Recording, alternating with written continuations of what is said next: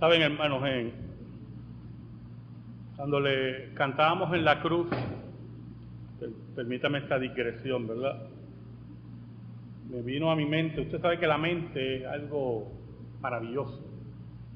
Solamente un diseñador, Dios, puede crear la mente.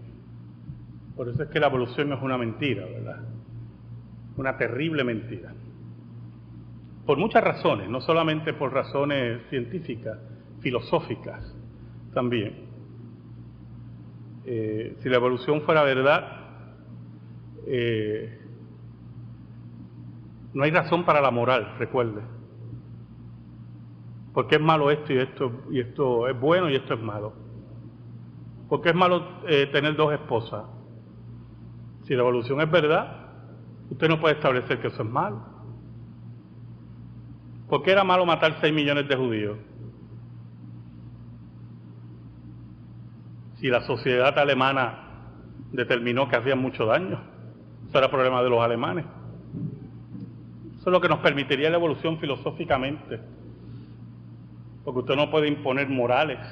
Ahora, si hay un moralista, un dictador de arriba, la palabra, ¿verdad?, soberano, significa déspota, y Dios es el único que tiene derecho a ser déspota, ¿oyó? Ese sí nos puede establecer. Y cuando cantábamos en la cruz, me remonté a los años 70, cuando yo conocí a Jesucristo. Y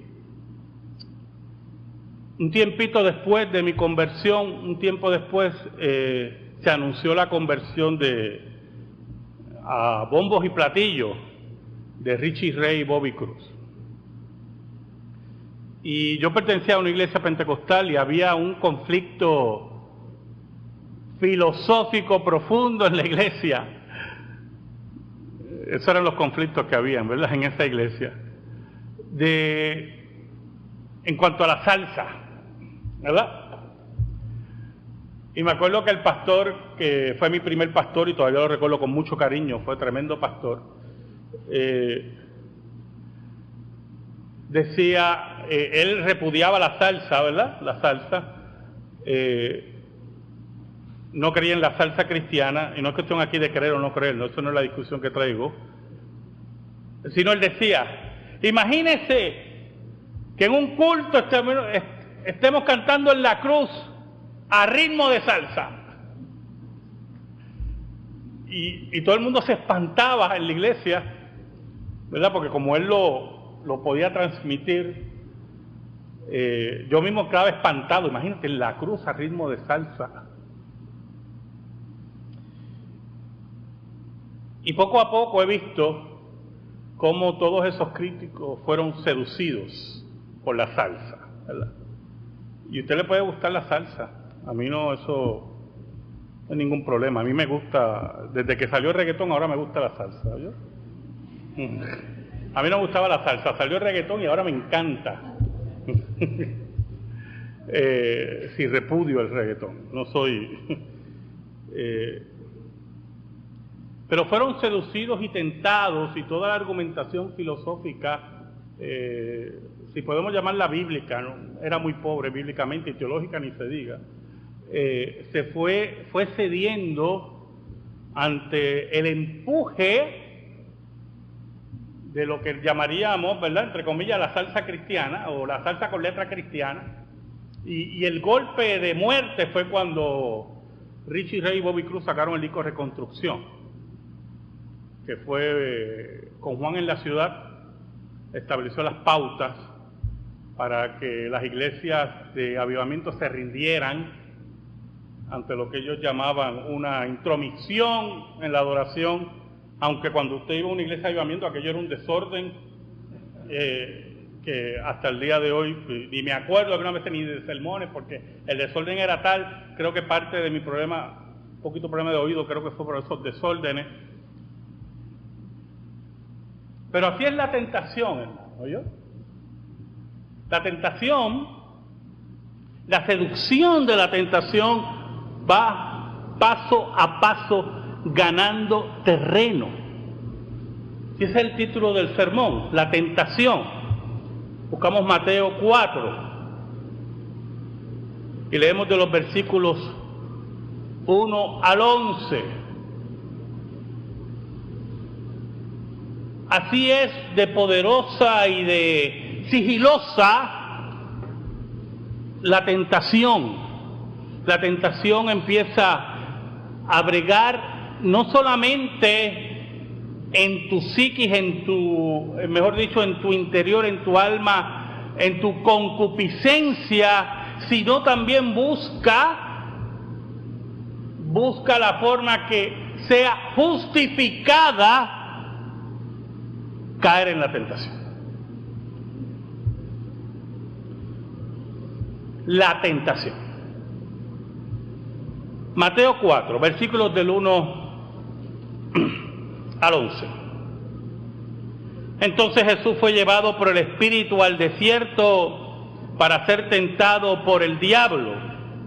Y después de haber ayunado 40 días y 40 noches, tuvo hambre. Y vino a él el tentador y le dijo: si eres hijo de Dios, di que estas piedras se conviertan en pan.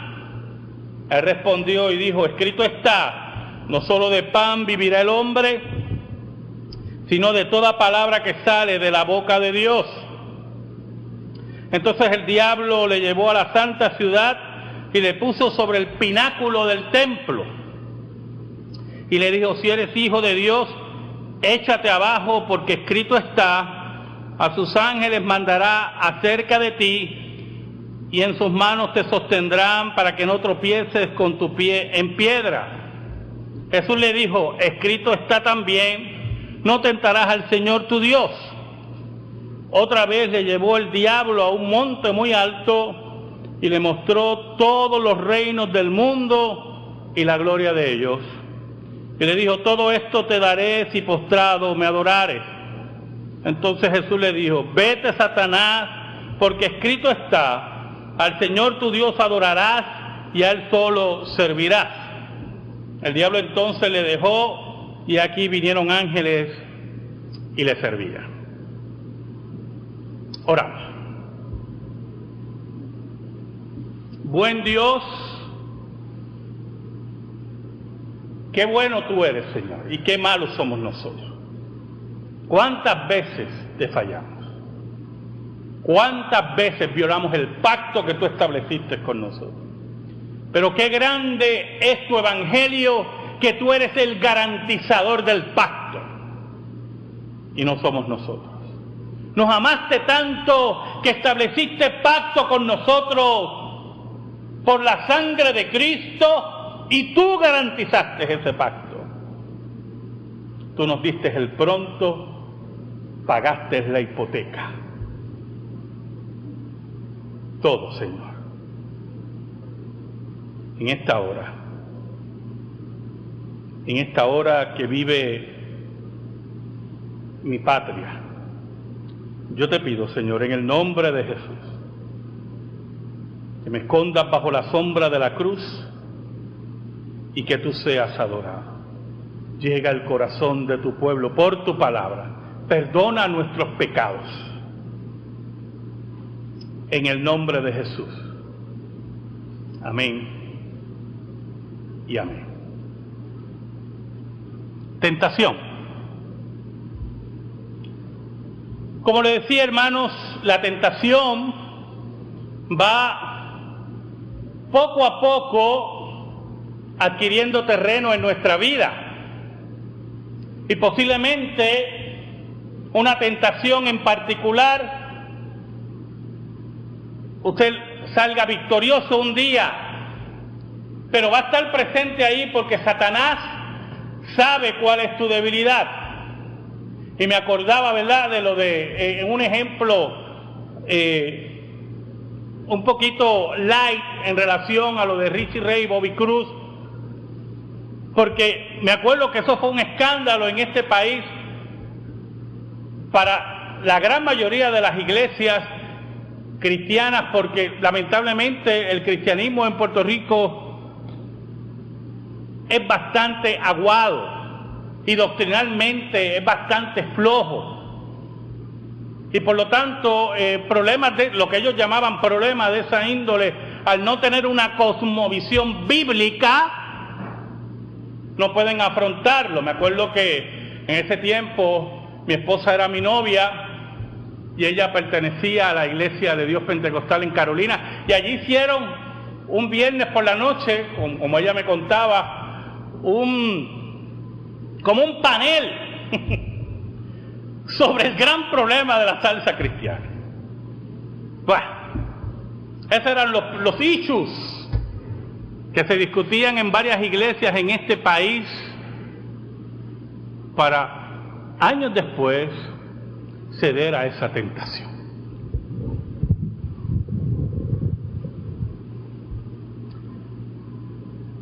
¿Sabe, hermano?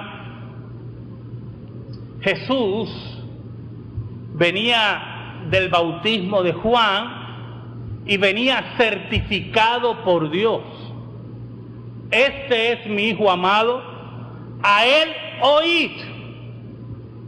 Y por lo tanto, el reino de Dios, el que estamos discutiendo los jueves y en los programas de radio, el reino de Dios que estaba siendo inaugurado, recibía las visitas no solamente de ángeles, sino de la voz de Dios que certificaba que Dios estaba en control de la historia.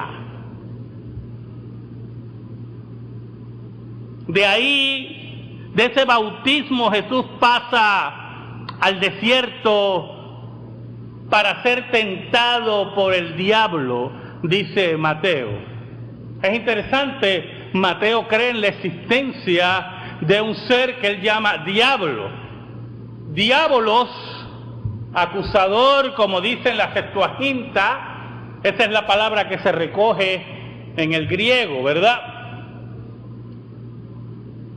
Y este ser que es enemigo de Dios, perdón, enemigo del reino de Dios, se acerca a Jesús. El versículo 2 dice, y después de haber ayunado 40 días y 40 noches, tuvo hambre. Lucas, en el relato de la tentación, nos dice que el ayuno de Jesús no fue parcial, fue total. Por lo tanto, Jesús ejemplifica en este ayuno de 40 días en el desierto, en un lugar árido, en un lugar sin vida. Cristo se convierte en el Israel corporativo, así como Israel tuvo que vagar 40 años en el desierto por haber olvidado a Dios en el momento de la crisis. Cristo, con sus 40 días, se convierte en el Israel corporativo para hacer cumplir la ley de Dios, para cumplir el pacto que Israel no podía cumplir.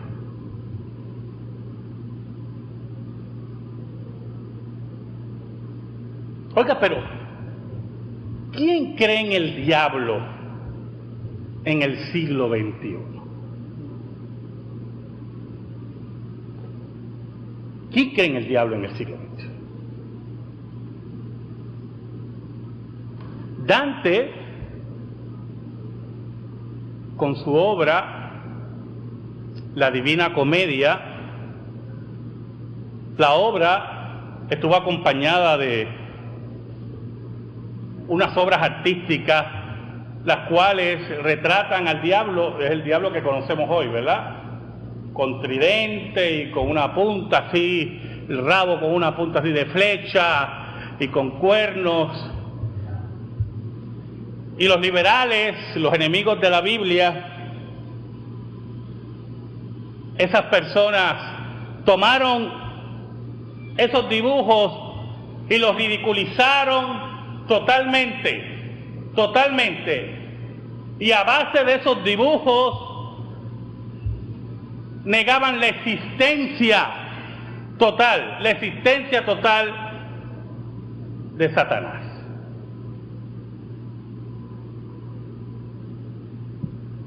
Y decían que desde el punto de vista histórico, según la creación histórica de los liberales, el concepto de Satanás se introduce en la teología judía después de que Israel sale de Babilonia en el cautiverio de 70 años. Pero lamentablemente, para estas personas, ¿verdad? Tengo mucha música por ahí. Los evangelios, los apóstoles, creían en la existencia de Satanás, del diablo. Y este ser se acerca a Jesús. Y dice la Biblia que viene a tentarlo. Y Jesús había estado 40 días y 40 noches sin comer. Por lo tanto, venía a tentar a un hombre que estaba débil, que tenía hambre. Y por lo tanto, para el diablo, desde el punto de vista humano, Jesús estaba vulnerable a la tentación. El versículo 3 dice: y vino a él el tentador y le dijo: si eres hijo de Dios, di que estas piedras se conviertan en pan. Mire qué cosa interesante. Jesús, el Israel corporativo, que ha estado 40 días y 40 noches en ayuno, se enfrenta a la prueba mayor antes de empezar su ministerio público. Cuando Israel se enfrentó a la tierra prometida después que estuvo vagando, oiga, habían visto los milagros de Dios y cómo Dios los había sacado con mano fuerte de Egipto. Pero cuando se enfrentaron a la tierra prometida, 10 de los 12 espías dijeron: pero esa gente son muy grandes, tienen tremendos fuertes, tremendos palacios. Allí vimos a los gigantes estos, muchachos, aquí son, esa gente no. Y allí Israel no solamente dudó de Dios, quiso apedrear a Moisés y a Aarón y volver a Egipto. Aquí está Jesús, el segundo Adán, siendo tentado con comida como el primer Adán.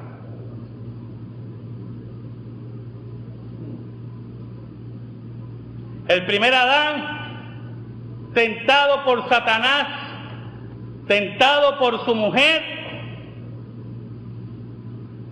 para desobedecer a Dios con comida. Y aquí está el segundo Adán, con hambre, debilitado, tentado por comida. ¿Sabe, hermano?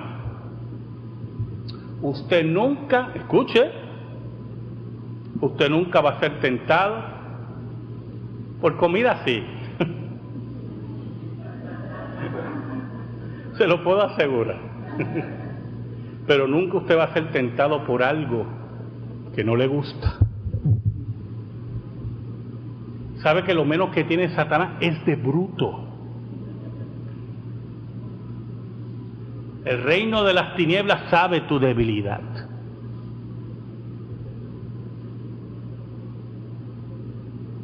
La conoce muy bien. Y así es la tentación, va escalando. Oiga, pero muchos se preguntan, y hay una discusión siempre en las clases de teología, ¿cómo Jesús puede ser tentado?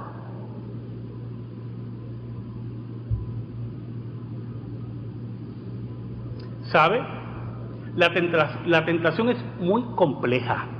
No es tan sencilla como muchos creen. Es muy compleja.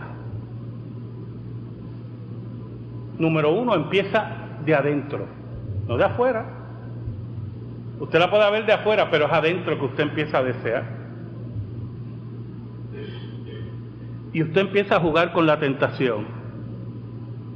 Y hace como el Chavo del Ocho, ¿verdad? No, el Chavo no, el Chapulín. Sí voy. Y empieza con ese juego. Y esa tentación que está aquí sube acá. Y usted empieza a racionalizar la tentación.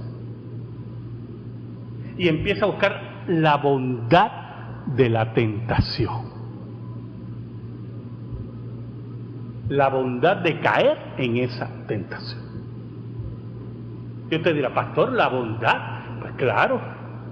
Oiga, un hombre de 40 días y 40 noches sin comer, que tiene el poder de hacer milagros. ¿Qué de malo hay?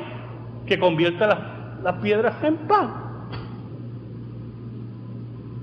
¿No es un acto de bondad? ¿Un acto de misericordia? ¿Sabe? Así es la tentación. Y usted dice, caramba, como yo he oído gente, terrible, es que lo necesitaba. ¿Usted ha oído eso? Cuando la gente cae en una tentación, es que lo necesitaba.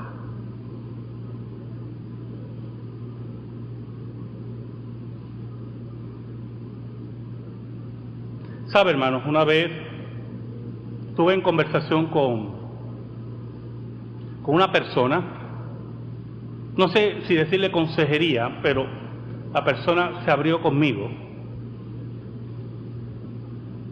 Su problema, básicamente, él era casado,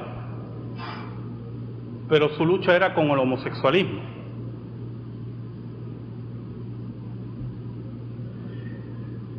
En la conversación surge, escuche,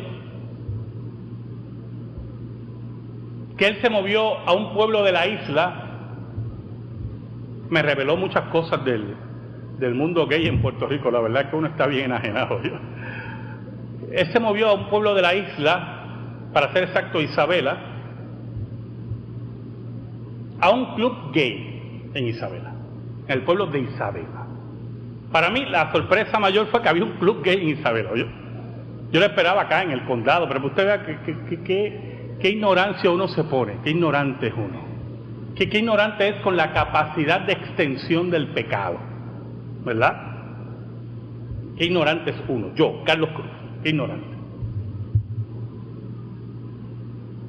Y yo le preguntaba, pero tu esposa, no me acuerdo si era una hija o un hijo que tenía, no me acuerdo, creo que era una hija, y estas fueron sus palabras. Él pertenecía a una iglesia muy famosa en Bayamón, tampoco hay que identificar tanto. Y estas fueron sus palabras, hermano. Es que yo lo necesitaba. ¿Sabe, hermano? La tentación va por la línea de ataque del tentador y de la tentación. Va a ser por algo que su concupiscencia necesita. Porque si usted no le necesita, usted no le va a hacer caso. No le va a importar. Ese es el ejemplo que tenemos que tomar de esta primera tentación de Cristo. Satanás sabía lo que necesitaba Cristo. Por lo tanto, en Cristo que no hay concupiscencia, y ahí voy al problema teológico, la tentación era exterior al estómago de Jesús, al problema que tenía en el hipotálamo que pedía comida. Y usted dirá, pero ¿qué de malo hay? ¿En qué consiste la tentación? Hay dos problemas con lo que dijo Satanás. Número uno, si Jesús accede a la petición de Satanás, ya no se está sometiendo al Padre, se está sometiendo a Satanás. Y número dos, Jesús haría un milagro para beneficio de él. Cuando los milagros son para la gloria de Dios. Por eso es que los milagros, hermanos, por eso es que los milagros no son cuestiones privadas. ¿Oyó? Por eso es que cuando usted oye, no, por allá, un milagro por allá, de alguien que resucitó a 3, que nadie los ha visto en una cuestión privada, esos son cuentos de hadas.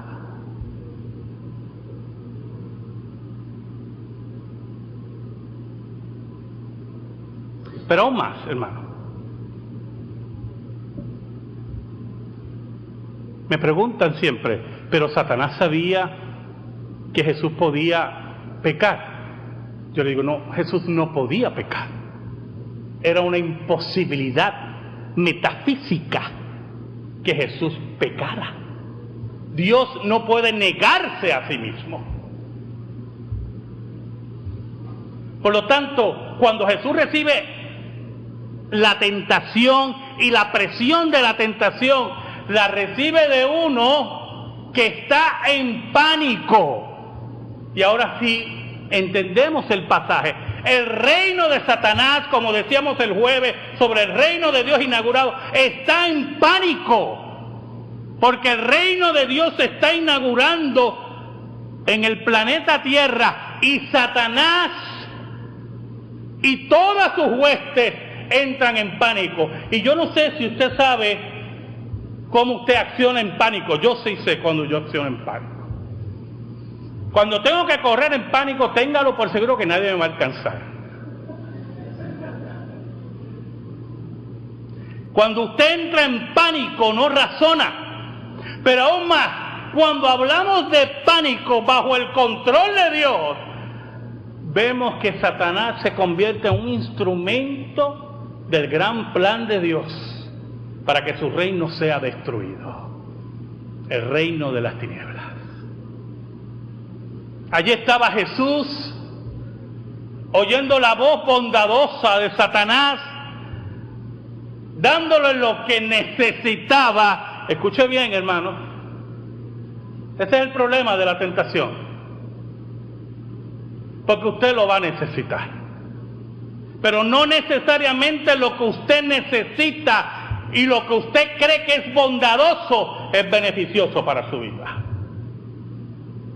Dios es el que determina en nuestra vida lo que es beneficioso y lo que es bondadoso.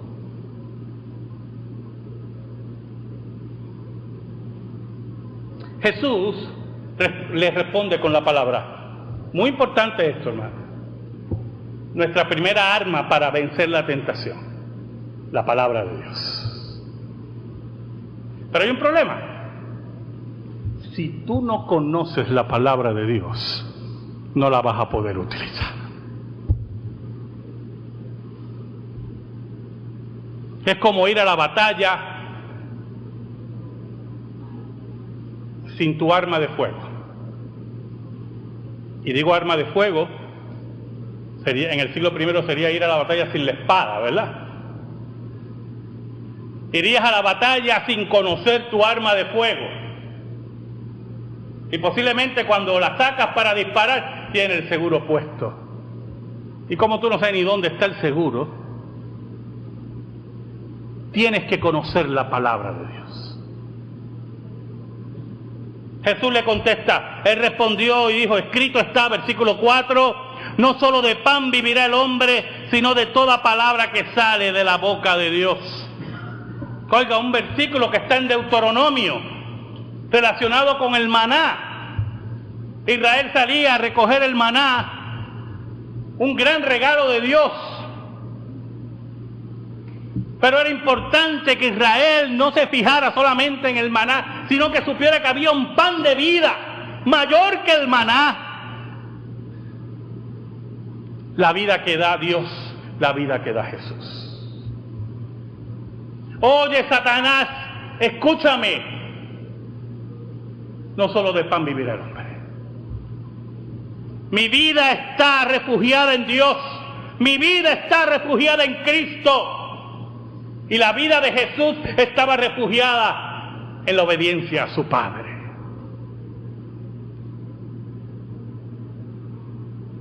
Pero recuerda, hermano, que yo le dije de la tentación.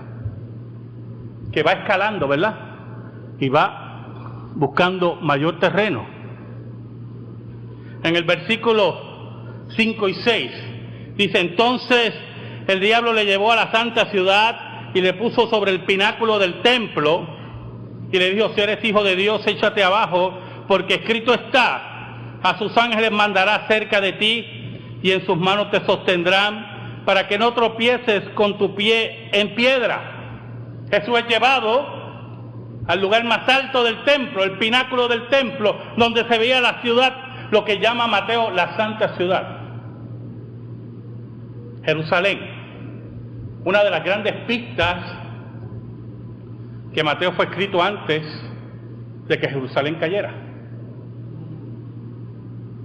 Y lo lleva para que viera la ciudad. Y Satanás cambia la táctica. ¿Sabe, hermano? La tentación va a cambiar la táctica siempre. Por eso es que no nos podemos rendir. Por eso es que no podemos bajar la guardia. Por eso no podemos decir: yo vencí este pecado.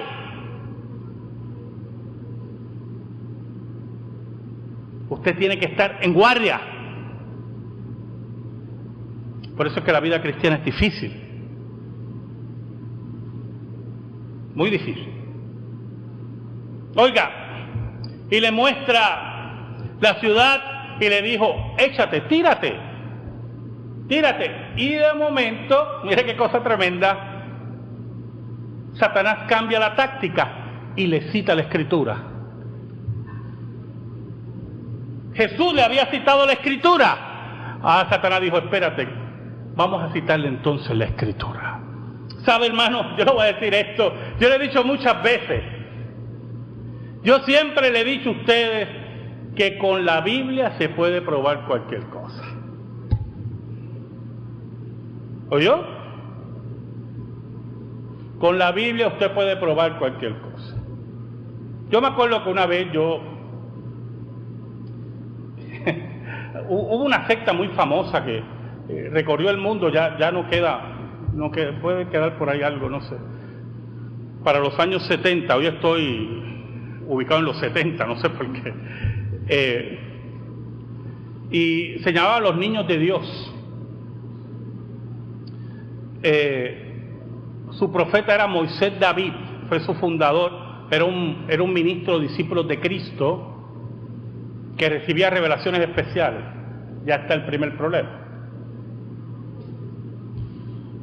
Y en medio de todas esas revelaciones especiales, una de las revelaciones que empezó a recibir, porque recuerde que el pecado va escalando, como la tentación, el pecado va escalando. Por eso, si usted le da rienda suelta al pecado, el pecado lo va a arropar a usted a un nivel que lo puede llevar hasta la muerte. Y en medio de todas esas revelaciones de este muchacho, en medio del movimiento hippie, él funda su secta en medio de los hippies,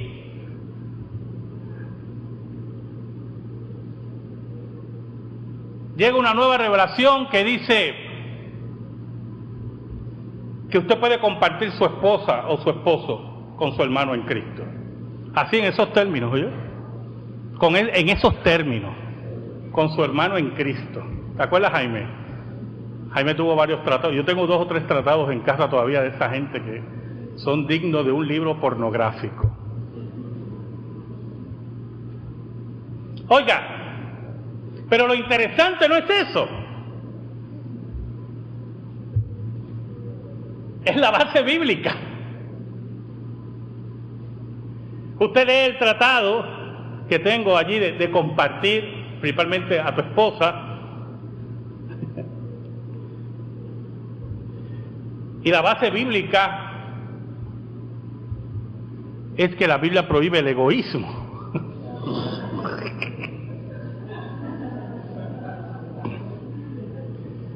Y que si tú la compartes en amor, no es adulterio,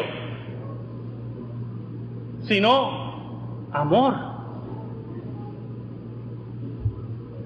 Y usted veía que ellos desarrollaron diferentes comunas. En Puerto Rico habían 2 comunas. Y se compartían las esposas y los esposos. Aquello era una orgía ahí de la Revolución Francesa. Aquello era terrible. Pero como el pecado va escalando, recuerda, el pecado va escalando, el pecado no se detiene, empiezan a aparecer las enfermedades venéreas, empiezan a aparecer los celos, porque usted no puede ir contra la palabra de Dios así de tranquilo. La palabra de Dios te va a alcanzar, no te olvides de eso. Por eso la Biblia dice, huye al impío sin que nadie lo persiga. Porque la palabra de Dios está ahí todo el tiempo. Y empezaron a aparecer las enfermedades venéreas, y empezaron a aparecer los celos, y empezaron a aparecer familias, este hijo es tuyo, no es tuyo, yo no sé qué. Y de momento usted veía familias enteras, escucha, porque lo viste, fui testigo, una vez fui al antiguo Howard Johnson, Diana era mi novia, fue conmigo, ella no se va a acordar. Y fuimos con otra pareja. De momento llega una familia a las 11 de la noche con 3 niños y el padre tocando una guitarra y los niños a las 11 de la noche cantando canciones allí en el Howard Johnson, recogiendo dinero como hippies. Hasta que el Departamento de la Familia en Estados Unidos y Puerto Rico intervino con las comunas. Porque el desorden era tal que la familia se había fracturado y los niños estaban sufriendo. Y eran llevados como empleados, como esclavos, a cantar en las calles a las 11, a las 12, a la 1 de la mañana, sin ir a la escuela para recoger dinero.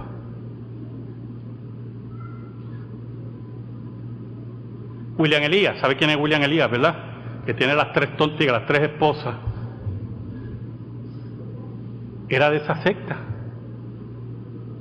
De ahí él toma esa idea. Pero lo grande es que prueban con la Escritura. Oye, Satanás viene así y la tentación va a ser así. Va a ir a tu psiquis, a tu mente. Caramba, Dios no es tan malo. Mira, perdonó a David. Perdonó a Pedro que lo negó 3 veces. Y Satanás se acerca a Jesús y le cita la Escritura y le tergiversa la Escritura. Yo solamente quiero, Jesús, que me obedezcas, que des un paso al frente por mí.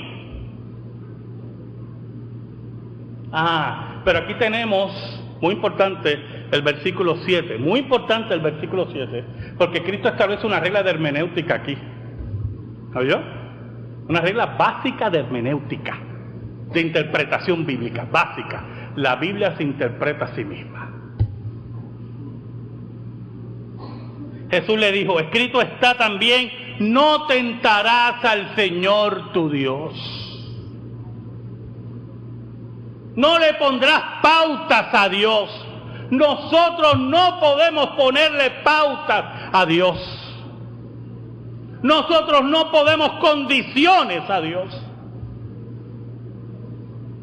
Dios es el que nos da las pautas y las condiciones.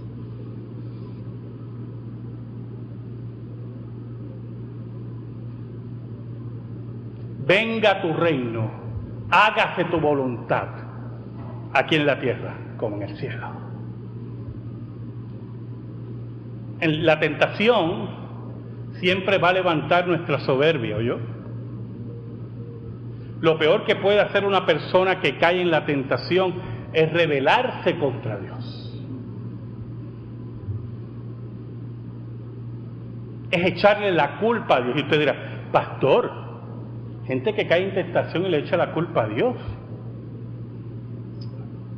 ¿Y qué hizo Adán, hermano? La mujer que me diste, tú me la diste. Yo no te la pedí.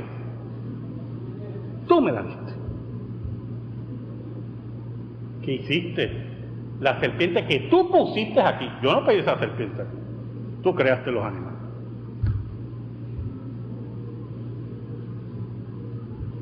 ¿Sabes, hermano? El paso cuando caemos en la tentación Porque es muy fácil hablar de vencer la tentación. Pero cuando caemos en la tentación, el paso para restaurarnos es la humillación. Perdónanos, Señor, porque te hemos faltado. Dios quiere un corazón humillado. Dios quiere un corazón limpio ante Él.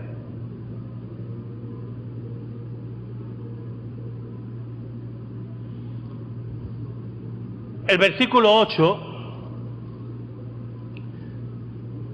nos lleva al tercer intento de Satanás.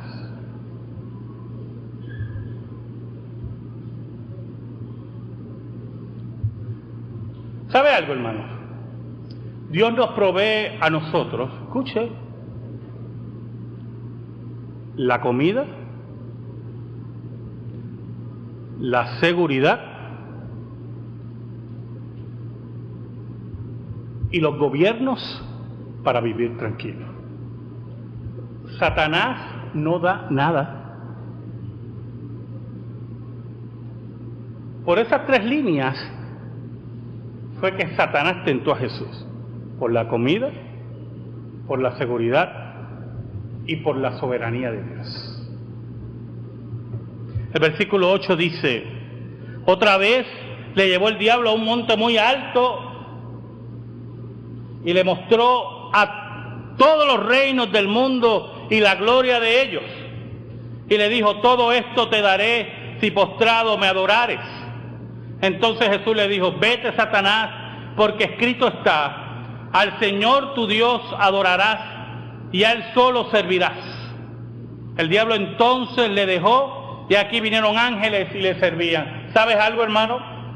Algo muy importante que tienes que saber de la tentación y del reino de las tinieblas: es totalmente mentiroso. Satanás es el padre de toda mentira. Odia la creación de Dios, odia el reino de Dios, odia la iglesia, odia a Dios. Y utilizará cualquier técnica, cualquier táctica para destruir tu vida. ¿Sabe? Satanás lleva a Jesús a un monte muy alto y le muestra los gobiernos de este mundo. En Lucas, Satanás le dice: porque a mí pertenecen y a quien quiero se los doy.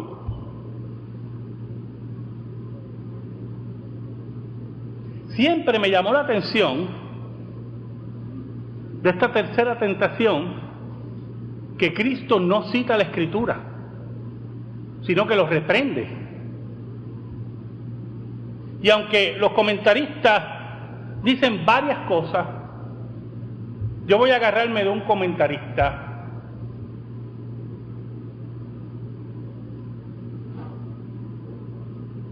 que nos dice que era tan obviamente torpe esta última tentación, tan obviamente torpe, porque no solamente Satanás empieza con una mentira diciendo que él era el dueño de los gobiernos, cuando Dios es el que quita y pone reyes y nadie se levanta si no es por tu voluntad, dice la Escritura, sino que tuvo el atrevimiento de pedirle a Cristo que doblara sus rodillas ante Él.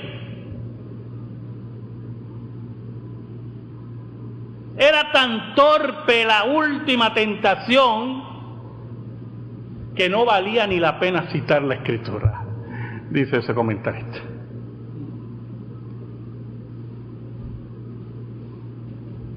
Pero hay un problema. Es lo que está dentro de la tentación, la mentira. La tentación es mentirosa, hermano. Te muestra que es para tu bien, que está llena de bondad, que tú lo necesitas, que eso te va, con el término que utilizamos mucho ahora, te va a realizar. ¿Usted ha oído eso? Yo me he realizado como hombre, yo me he realizado como mujer. Me acuerdo que Carmen Jovet, que tiene una agenda, ¿verdad?, contra la iglesia. Y era un día, y le gustaba llevar mucho los grupos gay a su programa, y una vez llevó un grupo de lesbianas, que ahí fue que descubrimos en Puerto Rico que había una iglesia, ¿verdad? Bueno, un grupo que se reúne llamado Iglesia de homosexuales. Entonces estaban las dos lesbianas hablando, y una decía que ella por fin se había realizado como mujer cuando abandonó a su esposo y se había unido a otra mujer. Esa es la mentira, hermano. La tergiversación se tergiversa. ¿Oyó? La realización de un hombre en el sentido de la familia, escuche, es amar y dedicarse a una mujer. Y la realización de una mujer en el sentido de la familia es dedicarse y amar a su esposo. Y eso es lo que dice la Escritura. Y se acabó. No hay más nada que discutir. Pero la mentira siempre estará acompañada de un reto a la ley de Dios, de un reto a Dios mismo en su propia cara. Allí estaba Satanás retando a Dios con mentiras.